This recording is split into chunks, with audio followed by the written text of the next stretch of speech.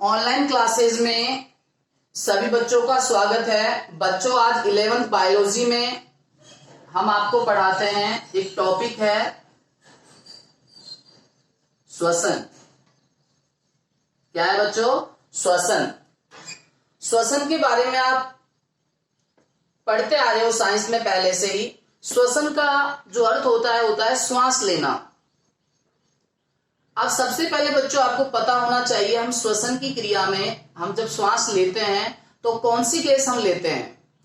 कौन सी लेते हैं बच्चों? ऑक्सीजन, जिसे प्राणवायु गैस भी कहा जाता है। यह गैस हमें पौधों से प्राप्त हो रही है। पौधों के अंदर एक क्रिया होती है प्रकाश संश्लेषण, फोटोसिंथेसिस। उसके माध्यम से पौधे अपना भोजन बनाते हैं। भोजन का मतलब ग्लूकोज बनाते हैं, C6H12 और 6 जिसको कार्बोहाइड्रेट में शामिल किया जाता है। उसके साथ साथ ये गैस छोड़ते हैं जिसका नाम है ऑक्सीजन। वातावरण में इस गैस को मुक्त कर देते हैं, जिसको जीव जंतु श्वसन की क्रिया में काम में लेते हैं।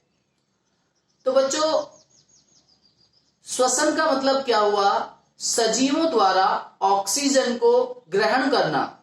मतलब हम ऑक्सीजन को अंदर लेते हैं और बेकार जो दूषित गैस होती है कार्बन डाइऑक्साइड, उसको हम बाहर निकालते हैं। तो यही क्रिया क्या कहलाती है? श्वसन कहलाती है। अर्थात सजीवों द्वारा ऑक्सीजन को ग्रहण करना तथा कार्बन डाइऑक्साइड को त्यागना या बाहर निकालना, निष्कासित करना क्या कहलाता है बच्चों? श्वसन कहलाता है। याद रखना है आपको। वैसे तो अब श्वसन की क्रिया में कौन सा पदार्थ काम में आता है? ध्यान रखना है बच्चों। श्वसन की क्रिया में जो पदार्थ आता है वो काम आता है ग्लूकोज, C6H12 और 6। ये श्वसन की क्रिया में काम आता है। और आपको पता है श्वसन में हम कौन सी गैस लेते हैं? Oxygen, O2। इसके साथ क्या करेगा? ये क्रिया करेगा, क्या बनेगा? CO2 plus H2O plus energy.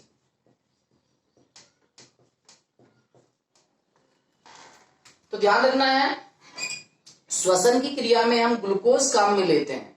अब बच्चों आपसे कोई पूछ ले कि ग्लूकोज हमें कहां से प्राप्त हो रहा है? ध्यान रखना है, हम भोजन करते हैं, भोजन में हम अनाज खाते हैं। आलू है, चावल है, रोटियां हैं, गेहूं है। इन सभी में क्या होता है? ज्यादातर ग्लूकोज होता है। सभी भोज्य पदार्थों में लगभग ग्लूकोज की मात्रा उपस्थित होती है। तो हम जब भोजन करते हैं तो हमारे शरीर में ग्लूकोज पहुंच जाता है। अब हम श्वास के माध्यम से, श्वसन क्रिया के माध्यम से ऑक्सीजन ले लेते हैं, तो ऑक्सीजन के साथ ये क्रिया करता है। ऑक्सीजन के कितने अणु काम में आते हैं बच्चों? 6 अणु। अब बताओ, जब ये क्रिया करेगा तो ये ग्लूकोज का अपघटन होगा, ग्लूकोज टूट जाएगा। कौन सी गैस बनेगी? सीधी सी बात है, जब हमारे शरीर में ग्लूकोज का उपयोग होता रहेगा, ऑक्सीजन काम आते रहेगी, उसके फलस्वरूप कार्बन डाइऑक्साइड मुक्त होती रहेगी, जो कि दूषित गैस है। उसके साथ साथ जल भी बनेगा और ऊर्जा प्राप्त होती है। भाई, हम भोजन क्यों करते हैं? ऊर्जा प्राप्त करने के लिए। और उस ऊर्जा से लगातार हमारे शरीर के जो अंग हैं वो निरंतर कार्य करते रहते हैं, क्योंकि आप भी जानते हो कोशिका के अंदर बहुत सारी उपापचय क्रियाएं होती हैं। और उपापचय क्रियाओं को चलाने के लिए सजीवों को भोजन की आवश्यकता होती है, क्योंकि भोजन से एनर्जी मिलती है, ऊर्जा मिलती है।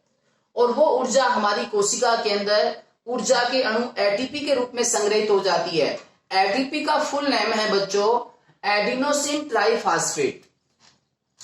श्वसन की क्रिया आपको पता होना चाहिए, कोशिका के अंदर माइटोकॉन्ड्रिया के अंदर होती है।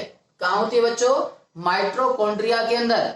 इसलिए बताया जाता है कि माइटोकॉन्ड्रिया को पावर हाउस ऑफ सेल, कोशिका का शक्ति गृह या कोशिका का इंजन भी कहा जाता है, क्योंकि कोशिका की क्रियाओं को चलाने में ऊर्जा की महत्वपूर्ण भूमिका होती है। ऊर्जा जो संग्रहित रहती है माइटोकॉन्ड्रिया के अंदर एटीपी के रूप में संग्रहित होती है। तो याद रखना है बच्चों। लेकिन ध्यान रखना है, श्वसन की क्रिया ऑक्सीजन की किस उपस्थिति में होती है? अब आप का क्वेश्चन ये बनता है कि सर ग्लूकोज तो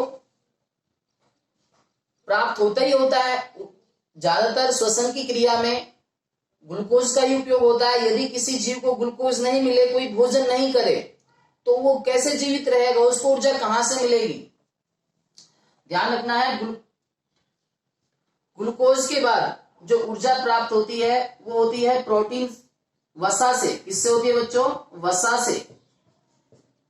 और जब वसा का भी उपयोग हो जाता है, वसा भी शरीर में नहीं बचती है, तो बताया जाता है कि जो ऊर्जा प्राप्त होती है शरीर को, वो किससे प्राप्त होती है बच्चों, प्रोटीन से। तो श्वसन की क्रिया में काम आने वाले ये पदार्थ हैं। ज्यादातर श्वसन की क्रिया में किसका उपयोग हो रहा है बच्चों, ग्लूकोज का। यदि ग्लूकोज की कमी हो जाए, ग्लूकोज शरीर में नहीं हो, तो किसका होगा, वसा का। यदि वसा की भी कमी हो जाए, शरीर में वसा भी नहीं रहे, तो किसका होगा, प्रोटीन का। और यदि प्रोटीन की भी कमी हो जाए तो इंसान क्या हो जाता है, मर जाता है। इसलिए देखा होगा भूख से भी लोग मर जाते हैं। ध्यान रखना है बच्चों, बहुत से व्यक्ति भूख हड़ताल पर बैठते हैं तो सबसे पहले उनके शरीर में ग्लूकोज का उपयोग होता है। ग्लूकोज की कमी होने के बाद वसा का उपयोग होता है। यदि वसा की कमी हो जाए तो ऊर्जा किससे मिलना शुरू हो जाती है, प्रोटीन से। या तो वो अपना अनशन तोड़ देते हैं, या उनकी भूख से क्या हो जाती है, मृत्यु हो जाती है। इसलिए बताया जाता है कि शरीर को स्वस्थ रखने के लिए, अपने अंगों को सुचारू रूप से चलाने के लिए, सही तरीके से चलाने के लिए नियमित रूप से अपने अच्छे तरीके को उपयोग में लाते हुए भोजन करना आवश्यक है। क्योंकि आज की जो दिनचर्या है, मनुष्य अपने शरीर पर ध्यान नहीं देते हुए लालची प्रवृत्ति का स्वभाव दिखाते हुए पैसों की ओर दौड़ रहा है, रुपयों की ओर दौड़ रहा है।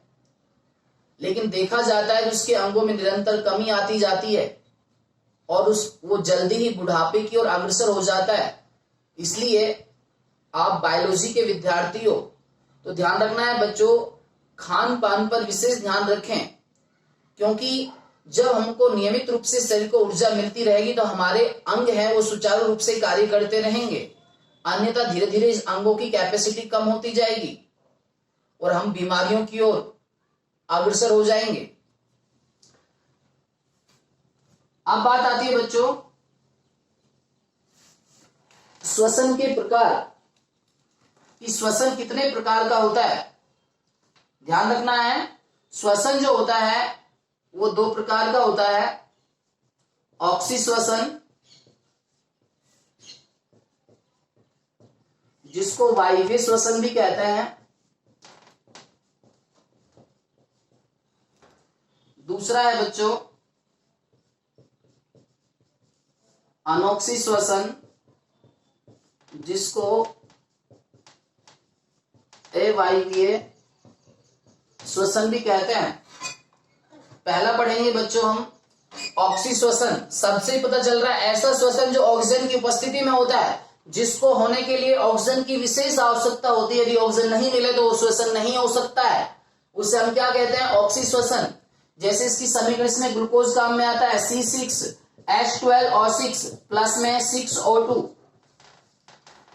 क्या बनेगा 6CO2 प्लस में 6H2O प्लस में एनर्जी।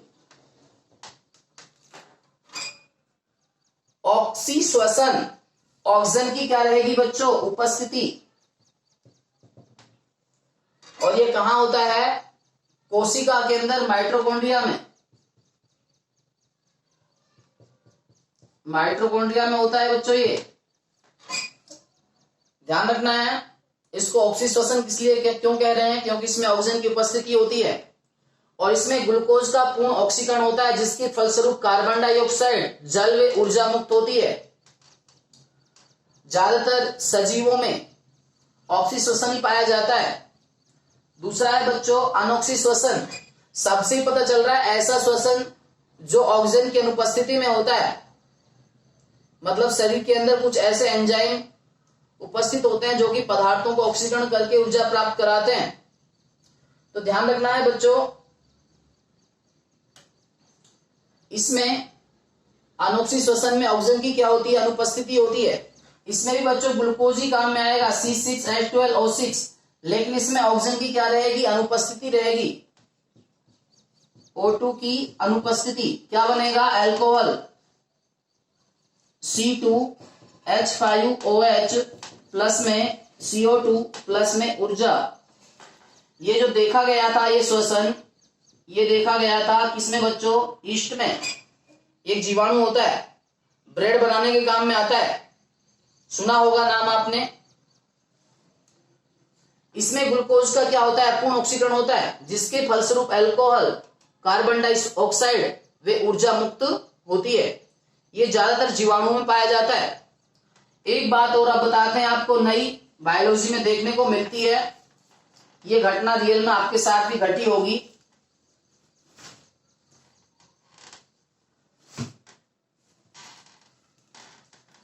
जैसे देखा होगा, हम बहुत दिनों बाद हार्ड वर्क करते हैं, कठिन कार्य करते हैं, वजन को उठाते हैं, या बहुत दिनों बाद व्यायाम करते हैं, या हम पहली बार जिम में जाते हैं, हम पहली बार ही अपनी बॉडी बनाना चाहते हैं, हम पहली बार ही सॉलिड बॉडी बनाना चाहते हैं, तो हम पूरी ताकत से कार्य करते हैं। तो आपने देखा होगा, कार्य करने के बाद कुछ समय बाद शरीर में दर्द शुरू हो जाता है। ऐसा क्यों? ऐसा क्या हुआ शरीर के अंदर? आपने तो कार्य किया था, लेकिन शरीर में दर्द शुरू क्यों हुआ है? ध्यान रखना है, ऑक्सीजन की अनुपस्थिति में कोशिकाओं के अंदर एक लैक्टिक अम्ल बन जाता है। वो लैक्टिक अम्ल शरीर में क्या करता है बच्चों? दर्द करता है, और वो दर्द कई दिनों तक बना रहता है। जब तक उस लैक्टिक अम्ल का क्या होता है? प्रभाव होता है। धीरे धीरे वो अन्य पदार्थों में बदल जाता है, उसका प्रभाव घट जाता है और हम पहले जैसे ही हो जाते हैं।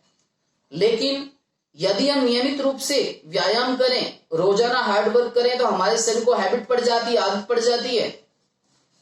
तो लैक्टिक अम्ल बनता तो है, लेकिन कम मात्रा में बनता है, उससे शरीर पर कोई प्रभाव नहीं होता और शरीर में दर्द का अनुभव भी नहीं होता है। आज बच्चों इतना ही काफी है। धन्यवाद। इन वीडियो को आप ध्यान से पढ़ें और कल आपका रिजल्ट आया था। मैं मानता हूं जैसी आपने मेहनत की होगी उसका परिणाम आपको वैसा ही मिला होगा। जब भी जैसा जो रिजल्ट आपका रहा है उसको भूलते हुए आप नए सिरे की ओर अग्रसर हों, अपने लक्ष्य की ओर आगे बढ़ें। क्योंकि बेटे अब इस समय रिजल्ट आने के बाद हमें तुरंत प्रभाव से ये सोचना है कि हमें किस फील्ड में जाना है। वर्तमान स्थितियों को देखते हुए, कोरोना परिस्थितियों को देखते हुए सबसे ज्यादा जो बच्चों का पसंद वाला जो सब्जेक्ट बन रहा है वो बायोलॉजी है। क्योंकि देश की सेवा के साथ साथ एक अच्छा सम्मान भी मिलता है। क्योंकि आप जब एक मरीज की सेवा करते हो, वो मरीज वो कोई किसी बीमारी से ग्रसित है और आप उसको सही कर देते हो, तो वो आपको कितनी दुआएं देता है। इंसान पैसे किसी भी तरीके से कमा सकता है, लेकिन दुआ इंसान उसी इंसान से प्राप्त कर सकता है जिसके लिए उसने बहुत ही अच्छा कार्य किया है। तो मैं मानता हूं बायोलॉजी से आप डॉक्टर लाइन में जा सकते हैं, और बायोलॉजी में मेडिकल में काफी ऑप्शन है, आप किसी भी विभाग में जा सकते हैं। कोई भी बच्चा यदि मेडिकल के क्षेत्र में जाना चाहता है तो काफी रुपए कमा सकता है, काफी मान सम्मान है इस सब्जेक्ट में। लेकिन दूसरों की बातों में नहीं आते हुए कि आप वो सब्जेक्ट ले लो, आप वो सब्जेक्ट ले लो। क्योंकि बेटे ध्यान रखना, लक्ष्य अपना आपको तय करना है, पढ़ना आपको है। लेकिन आप निराश नहीं हो, आपका सेकंड डिवीजन बना है, और यदि आप बायोलॉजी के इच्छुक हैं, आप मैथ साइंस के इच्छुक हैं, तो अवश्य लें। आप अपनी परसेंटेज को इनकोर करते हुए कि हमारी परसेंटेज तो कम है, हम तो नहीं कर सकते, आप कर सकते हो। क्योंकि बेटे आप 11वीं क्लास में जाओगे, थोड़ा माइंड और डेवलपमेंट होगा, आप आगे की ओर अग्रसर होंगे, तो मैं मानता हूं आपके धीरे धीरे आपकी कैपेसिटी दिमाग की बढ़ेगी और आप आगे बढ़ते रहेंगे। तो हमने देखा है अपनी लाइफ में जब से पढ़ा रहे हैं, सेकंड डिवीजन बच्चे भी जिनकी 10वीं में सेकंड डिवीजन आई है, वो 12वीं में मैथ साइंस में बायोलॉजी में 75 80 परसेंटेज बनाकर निकले हैं। और आज वो बच्चे मेडिकल के क्षेत्र में, इंजीनियरिंग के क्षेत्र में काम कर रहे हैं। तो आप ये नहीं सोचे कि हमारी परसेंटेज बहुत कम बनी है, हम ऐसा नहीं कर सकते। आप कर सकते हो। यदि आपने कोई लक्ष्य, आपका जो एम है वो तैयार कर रखा है, तो उसको आप निश्चित रूप से पूरा कर सकते हो।